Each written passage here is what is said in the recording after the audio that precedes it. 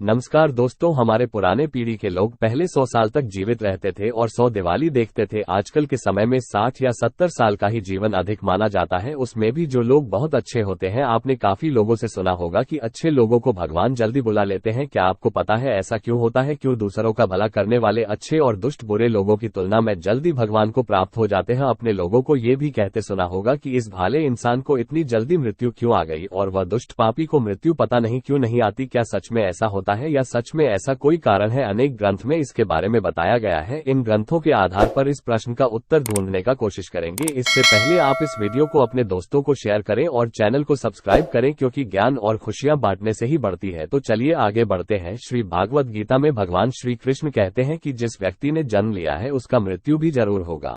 हमारे सनातन धर्म में माना जाता है कि व्यक्ति के जन्म से पहले ही यह तय हो जाता है कि उसकी मृत्यु कब और कहां होगी और उसके माता पिता कौन होंगे और उसका विवाह किसके साथ होगा। यहां तक कि यह भी तय होता है कि उसकी मृत्यु कब और कहां होगी। सभी धर्म में मृत्यु को अटल सत्य मान गया है और जिसने जन्म लिया है उसे एक न एक दिन जरूर मरना पड़ता है। किसी का जीवन या मृत्यु भगवान के हाथ में होता है। आपने सुना होगा कि जितनी चाबी भरी राम ने उतना चले खिलौना। हम वो खिलौना है जिसकी चाबी भगवान के हाथ में होती है और सभी चीज उनके इच्छा से होती है। हिंदू धर्म में मानता है कि मनुष्य को किसी न किसी उद्देश्य से ही इस मृत्यु लोक में भेजा जाता है। जब वह उद्देश्य पूरे हो जाते हैं तो भगवान उन्हें वापस बुला लेते हैं। अर्थात अच्छे लोगों की मृत्यु उनके अच्छे कर्म पर निर्भर करती है। कलयुग के लक्षण में बताया गया है कि पापी अधिक वर्ष तक जिएंगे, पुण्य आत्मा इस लोक को जल्दी त्याग देगी।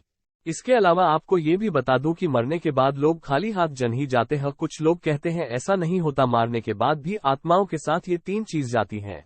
एक है संचित कर्म, दूसरा है स्मृति और तीसरा है जागृति। इसीलिए आप अब किसी से मत कहना कि आप खाली हाथ आए थे और खाली हाथ जाएंगे। हमें कई बार लगता है कुछ भले लोग जो हमारे परिजन थे उन्होंने कभी किसी का बुरा नहीं किया था, ना ही कभी किसी को सताया, फिर भी भगवान ने उन्हें अपने पास इतनी जल्दी क्यों बुला लिया? उन्हें तो अच्छे कामों के बदले में ज्यादा जीना चाहिए था। फिर भगवान ने यह क्या किया? आई इस बात को समझते हैं। आपने कई प्राचीन कथाओं में सुना होगा कि ऋषि मुनि देवताओं और अप्सराओं को श्राप दे देते थे कि वह मृत्यु लोक तथा पृथ्वी लोक पर उनका जन्म होगा। यह मृत्यु लोक दूसरे लोक की तरह ऐसी भयानक और कष्टदायक होती थी, जहां पर सजा की तौर पर देवताओं और अप्सराओं को भेजा जाता था। सजा मिलने पर वह देवता और अप्सरा ऋषि मुनि के सामने बहुत गिड़गिट आते थे, हे प्रभु हमसे गलती हो गई, हमें माफ करें और उसे लोक में नहीं जाने दे, और ना हो सके तो हमारी सजा कम करें। यह मृत्यु लोक पूरे ब्रह्मांड में ना अच्छी जगह है ना बुरी जगह। आप इस कर्म भूमि भी कह सकते हैं और कर्मों के हिसाब से ही आगे की यात्रा तय होती है। जब हम यहाँ जन्म लेकर आते हैं हम इस मृत्यु लोक की माया जाल में मोह माया घेर लेती है और हमें यहाँ मृत्यु लोक में और हमें यह मृत्यु लोक अच्छा लगने लगता है। हमें इस मृत्यु लोक के लोगों से मोह हो जाता है। हम इस मृत्यु लोक को छोड़कर नहीं जाना चाहते हैं, मगर हमारा कोई साथी इस लोक को छोड़कर चला जाता है तो भी हमें बहुत दुख होता है। जब किसी इंसान की मौत होती है तो जीव आत्मा यमराज के पास आ जाती है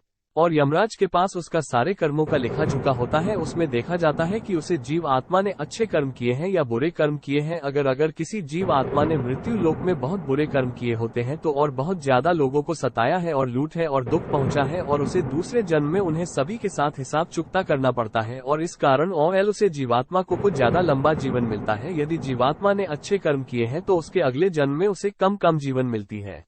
कई लोग कहते हैं अच्छे काम करने वाले को लंबा जीवन देना चाहिए और बुरे काम करने वाले को छोटा जीवन देना चाहिए, मगर भगवान ने जो व्यवस्था बनाई है वो सही और ठीक है, क्योंकि इस मृत्यु लोक में जीवन व्यतीत करना बहुत ही कठिन है। मगर हम जीवात्माओं का इस मृत्यु लोक में जीवन व्यवस्थित करना नहीं है, हमें तो परम परमात्मा में मिल जाना होता है और मोक्ष प्राप्त करना है और परमेश्वर का सानिध्य प्राप्त करना है। हर एक जान के साथ हमें अवसर मिलता है, हम अपनी चेतना अच्छे काम करके उठाएं। अगर हम बुरा काम करते हैं तो चेतना का स्तर नीचे जाता है तो हमें हजारों साल तक या करोड़ों साल तक इस मृत्यु लोक में बिताना पड़ता है और दुखों को भी झेलना पड़ता है। कहा जाता है एक जीव आत्मा को 84 लाख योनियों से होकर गुजरना होता है, तब जाकर उसे मनुष्य जीवन प्राप्त होता है और फिर उसे मोक्ष प्राप्त होने का अवसर मिलता है। जो जीव आत्मा अच्छे हैं वह आत्मा जल्द से जल्द शुद्धता प्राप्त कर लेते हैं, कुछ ही जन्मों के बाद मोक्ष प्राप्त कर लेते हैं। इसीलिए परमात्मा उनका जीवन काल कम रखता है, इस मृत्यु लोक के कष्ट को कम सह सके और परमधाम में जाकर परम शांति और परम आनंद को प्राप्त कर सके। और दूसरी बात यह है कि हमारा जन्म इस मृत्यु लोक में किसी न किसी उद्देश्य से होता है। जब वो उद्देश्य पूरा हो जाता है तो भगवान हमें वापस बुला लेते हैं। ऐसा नहीं है कि सभी लंबा जीवन जीने वाले लोगों ने कि पूर्व जन्म में बुरे काम किए होते हैं। अगर वो पुण्य आत्मा अभी तक मृत्यु लोक में जीवित है तो इसका मतलब है कि उसका उद्देश्य अभी तक पूरा नहीं हुआ है। मित्रों, आप समझ गए होंगे कि अच्छे लोगों की मृत्यु जल्दी क्यों हो जाती है।